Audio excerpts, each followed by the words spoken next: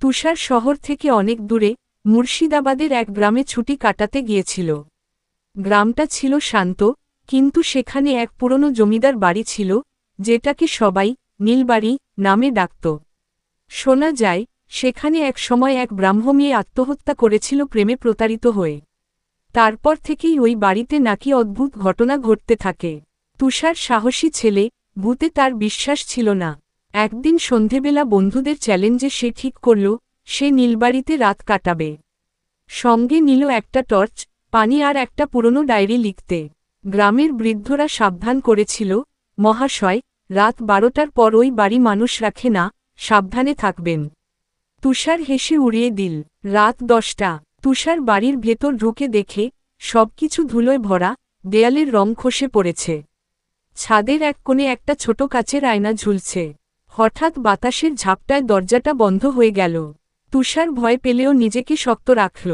রাত 12টায় হঠাৎ সে শুনতে পেল আপস্টেয়ার্স থেকে কারা যেন হাঁটছে। ধীরে ধীরে পায়রার ডাকের মতো গলা, তুমি ফিরে এসেছ। তুষার ভয়ে টর্চ জ্বালিয়ে সিঁড়ি দিয়ে ওপরে উঠতে লাগল। ঘরটার দরজা একটু খোলা। সে উকি মারতেই দেখল এক মেয়ে, সাদা শাড়ি পরা, আয়নার সামনে দাঁড়িয়ে চুল আঁচড়াচ্ছে। মেয়েটা তার মুখ ঘোরালো না, কিন্তু আয়নায় তার মুখ দেখা যাচ্ছে, চোখে অশ্রু, ঠোঁটে হালকা হাসি। তুষার হঠাৎ বলে ফেলল, আপনি কে? মেয়েটি ধীরে ধীরে বলল, তুমি তো কথা দিয়েছিলে ফিরে আসবে।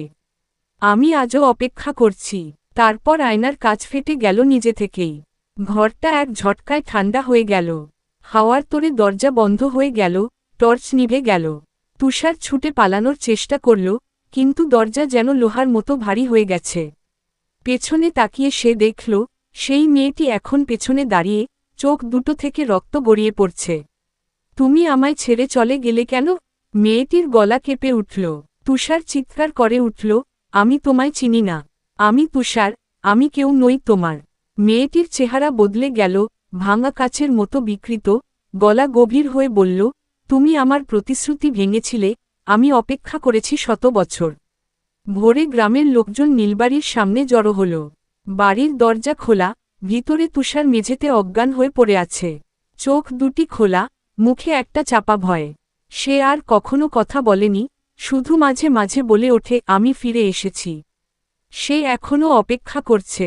তুমি সাহসী হলে একবার ঘুরে এসো সেই নীলবাড়িতে।